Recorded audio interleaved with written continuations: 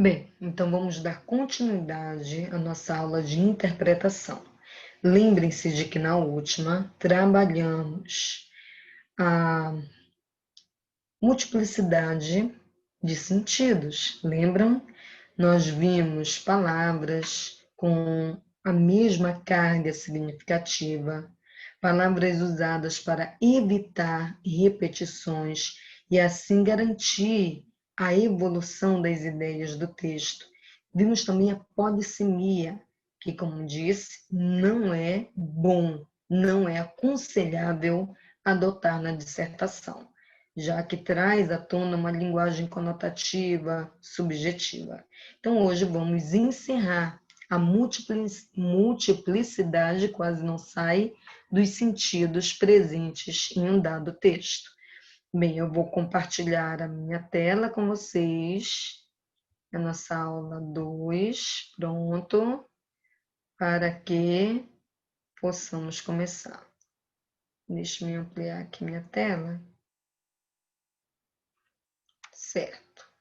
Interpretação de textos, os múltiplos significados das palavras, a matriz de referência é a mesma, competência de área 6, compreender e usar os sistemas simbólicos das diferentes linguagens como meios de organização cognitiva da realidade pela constituição de significados, expressão, comunicação e informação, ou seja, é compreender os vários sentidos que uma determinada estrutura linguística apresentará dentro de um determinado contexto, um contexto específico do ato comunicativo. E a habilidade também é a mesma, é a 18, identificar os elementos que concorrem para a progressão temática. Lembram? Palavras de similar sentido, de similar conteúdo semântico, conteúdo significativo. Para quê? Para que essas palavras evitem a repetição de outras e garantam a progressão do texto, certo? E, claro, organizam o texto e estruturam também.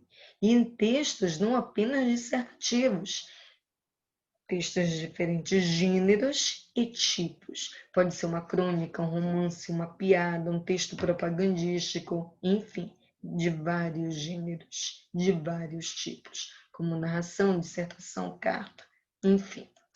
Bem, já vimos polissemia e expressões de igual valor semântico. Hoje, redundância, ambiguidade e incongruência.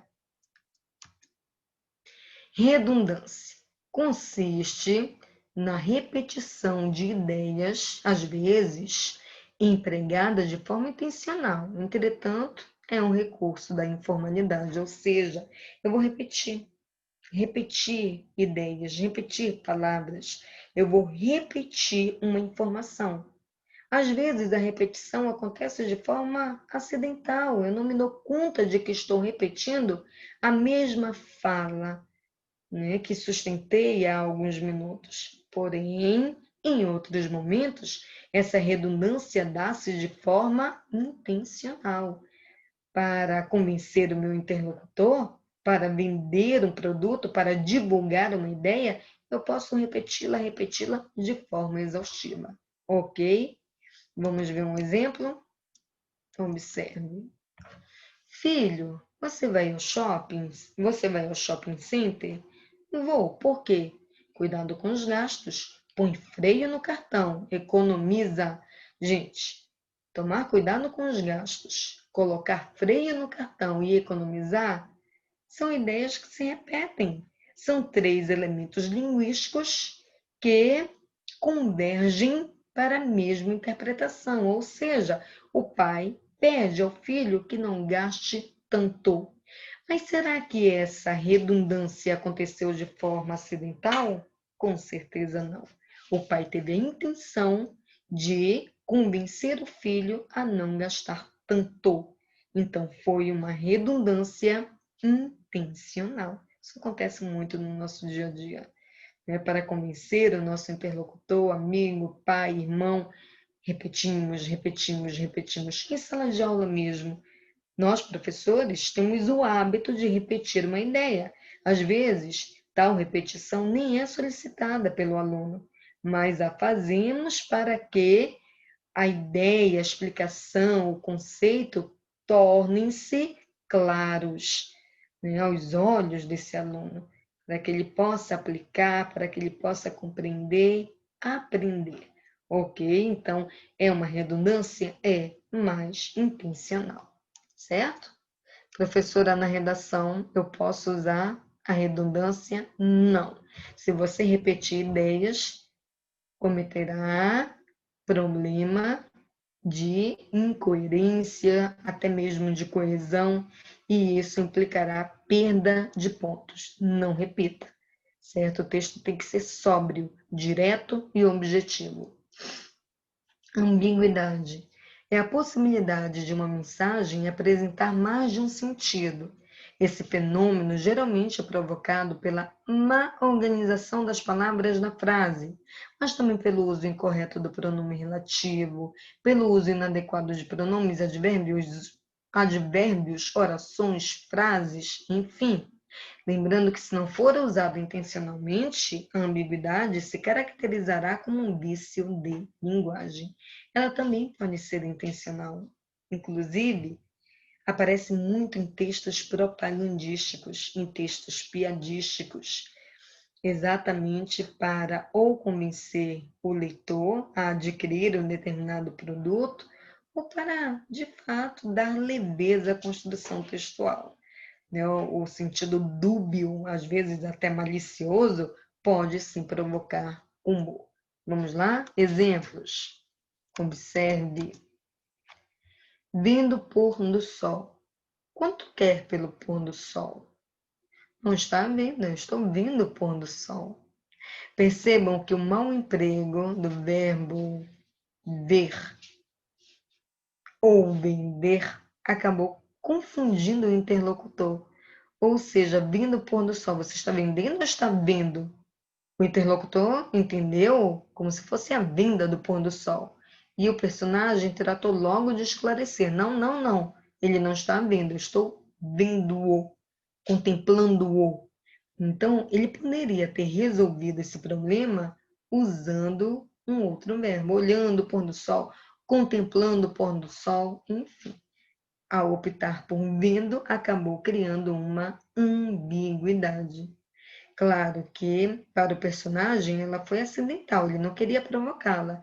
Mas para quem criou essa historinha, foi intencional, porque foi exatamente esse duplo sentido que deu ao texto o efeito humorístico.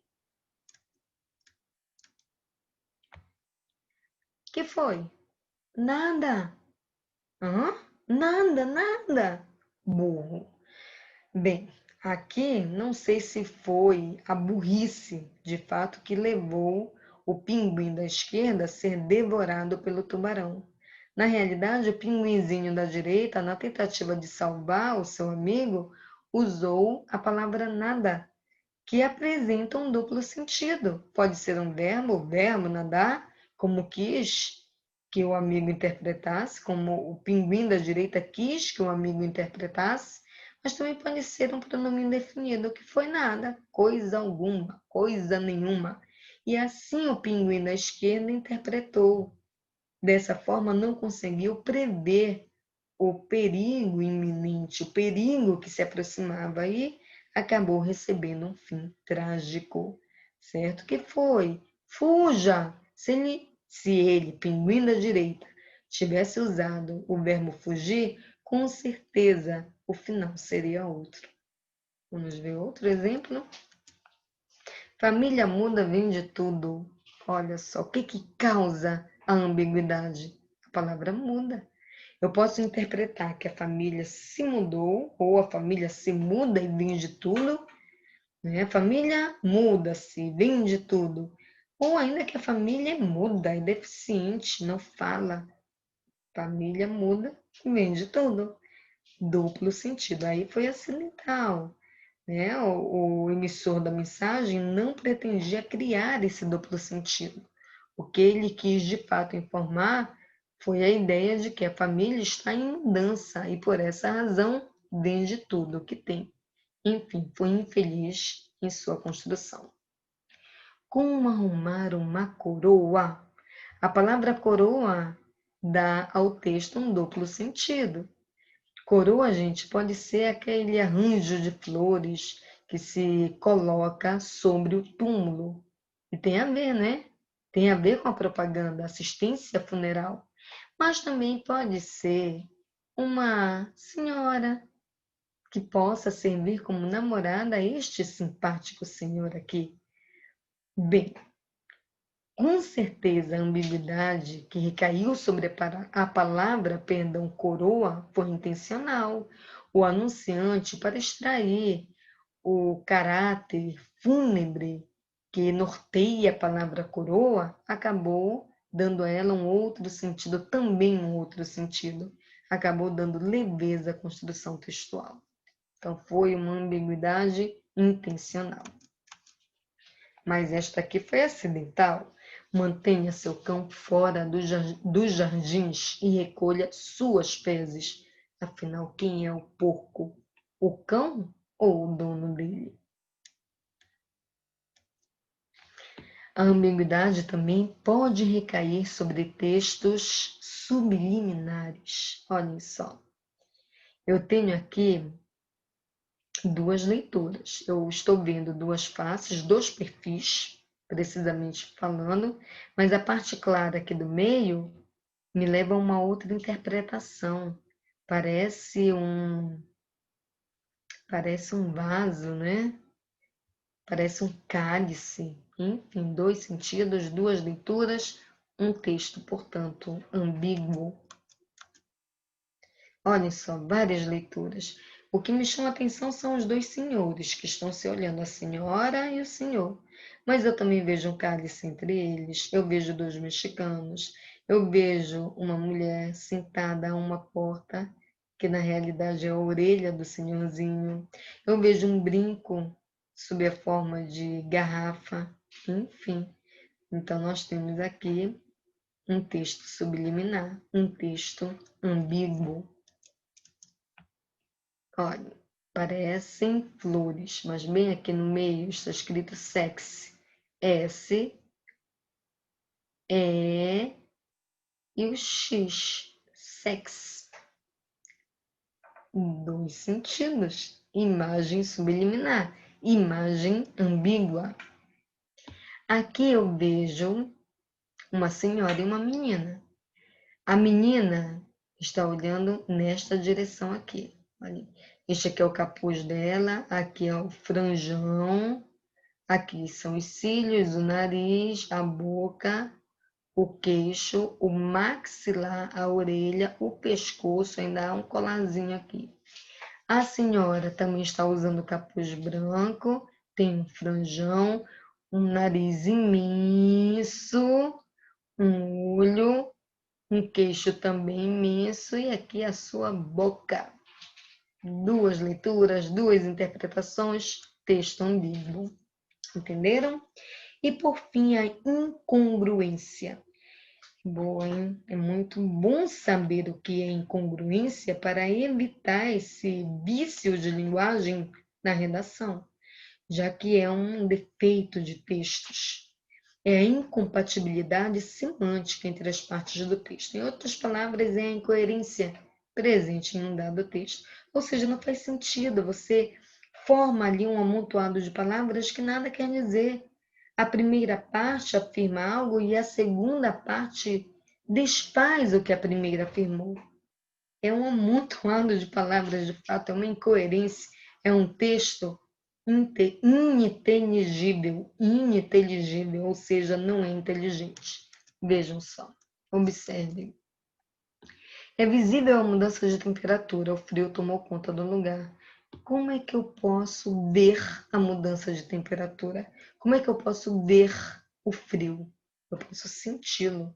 É visível? Não. É perceptível a mudança de temperatura. Sente-se a mudança de temperatura. Eu não posso misturar visão e tato, porque se eu ou fizer, minha construção será sem sentido, incoerente, como aqui está diante de nós. De novo, não. A incongruência na redação acontece muito. Textos sem sentido, não é? Além disso, as escolas devem atribuir um tema formado por psicólogos a todos como forma de pesquisa aprofundada daqueles que estão sofrendo bullying. Não entendi nada. Atribuir um tema formado por psicólogos? Como? O tema será formado por psicólogos? Como forma de pesquisa aprofundada? O tema formado por psicólogos em forma de uma pesquisa? Daqueles que sofrem bullying? Não entendi. Tudo isso a fim de esses atos violentos e desrespeitosos para produzir um bem-estar social entre os estudantes. Aqui, com certeza, faltou uma palavra, uma expressão, o que causou incoerência à construção. Enfim, estão vendo? Então, a incongruência não é a qualidade, sim o defeito do texto. Para evitá-la, é só reler a construção para ter certeza de que ela é inteligível, coerente, que faz sentido. Ok, queridos? Então, encerrando a nossa aula. Pronto.